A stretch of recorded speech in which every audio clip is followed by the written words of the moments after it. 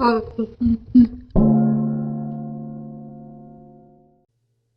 finally explored the forest behind my house by user Jessawoodland55. A year ago, I bought my first house. I was so proud and excited. As a millennial, I never thought I'd be able to make this happen.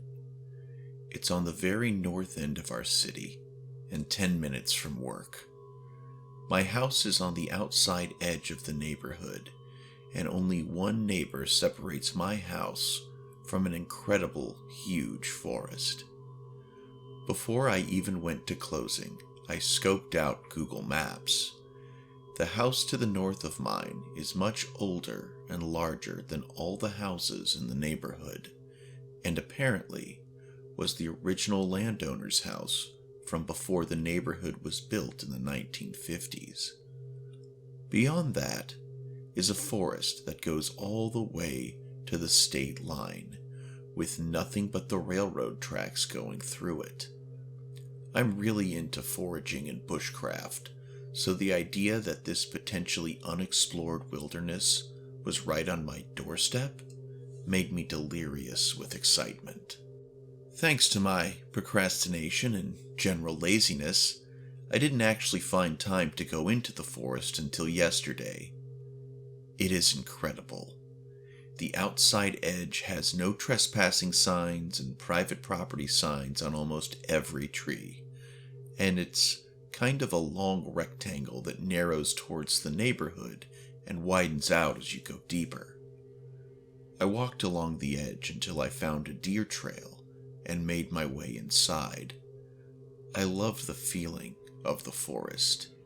You can actually feel the temperature and humidity change once you're under the canopy.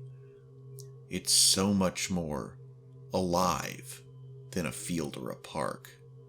The birds in this part of the forest began chirping and singing their "Stranger in the Woods" warning songs.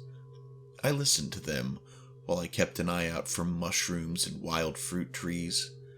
I was hoping to find some pawpaws or maybe even a chicken of the woods mushroom to take home and cook for dinner. I came across a few sleeping bags and blankets on the ground and started to wonder if I was in danger of coming across a homeless person. If there was a homeless person, it was probably going to be an addict. My city has the county jail and also a million recovery programs that get their charges sober just to release them right back into the streets. That's why I was so excited to find this little oasis of quiet right down the street from my house. After I passed the sleeping bags, I found a bunch of large stone structures that looked like the remnants of an entire city street. 3 basements in a row, with broken steps leading to nothing, and what looked like it might be a sidewalk in between them. Very interesting. I wonder why the railroad owns this piece of property now, if it used to have houses on it. I assumed the railroad had owned this piece of property for hundreds of years. I know that they own lots of property along the lines dating all the way back to the original construction. As I kept wandering deeper into the woods, I saw what looked like it might be a spring house, a large stone square filled with scummy water and a creek running out of it. It was so beautiful. The stone was covered in moss, and the water was full of algae. I decided to get off the deer trail and follow the back end of the creek to see if I could find the end of the stream and maybe an actual natural spring. I tramped deeper and deeper into the woods following this stream along the hillside, and the blankets and beer bottles started to get less and less common, until I felt like I was finally away from people. I love that feeling, deep in the woods, with only the sound of the birds and squirrels for company. I noticed deep, muddy deer prints in the trail and stopped. I was close to the spring. I could see light through the trees and a clearing up ahead. I carefully picked my way through the swampy soil and got into the clearing. Straight ahead, I saw the spring, but it wasn't a normal looking spring full of water, plants, and bugs everywhere. A circle of dead grass surrounded the spring, and within the dead grass, right on the water line, was a circle of completely dead trees. I got goosebumps and stood completely still while I tried to figure out why it would be dead like that. That's when I noticed no animal noises at all. The gnats that had been flying around my face until that point weren't bothering me anymore either. Was the spring toxic? That wouldn't make sense because the creek leading away from the spring had a normal amount of plants and creatures, and the old spring house was full of algae and other growing things.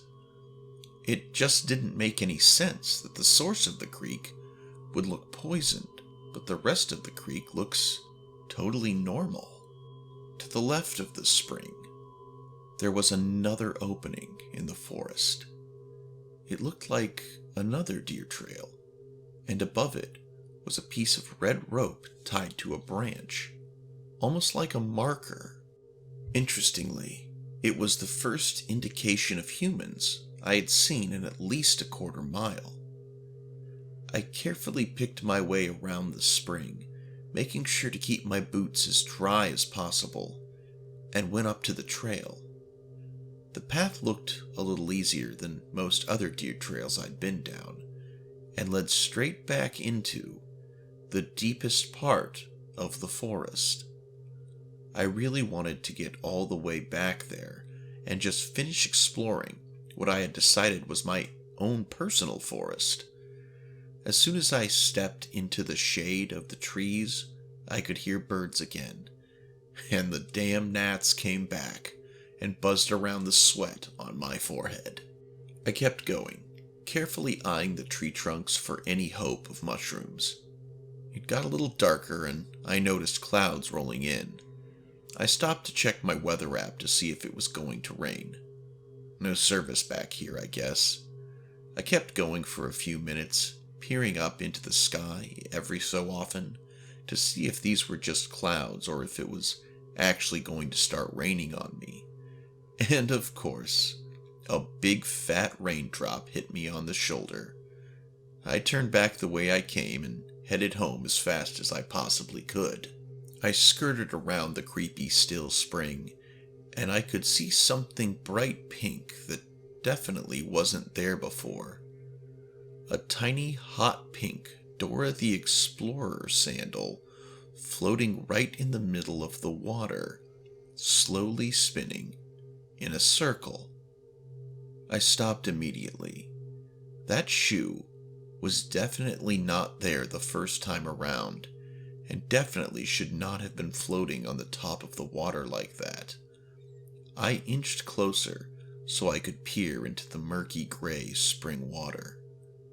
The shoe didn't seem to be attached to anything, but the spring was much deeper than I thought it should be. Lots of half-rotted white logs, and the bottom was mucky mud and dead leaves. It started to rain harder, so hard I could barely see. And then I saw what might have been long hair under the water. I couldn't go any closer without getting too deep in the mud, and I didn't want to get closer anyway, because I was starting to get really scared. I got home late last night, and now I'm at work, and can't stop thinking about it. Did I just find a body or something? Should I go back when I get home? Hi guys, it's Mr. Sean, and thank you for listening to this story. If you enjoy the content on this channel, please consider becoming a member or a patron, and possibly buying one of my miniatures. And as always, please be sure to like, comment, and subscribe. Your support is what keeps this channel alive. Thank you so much.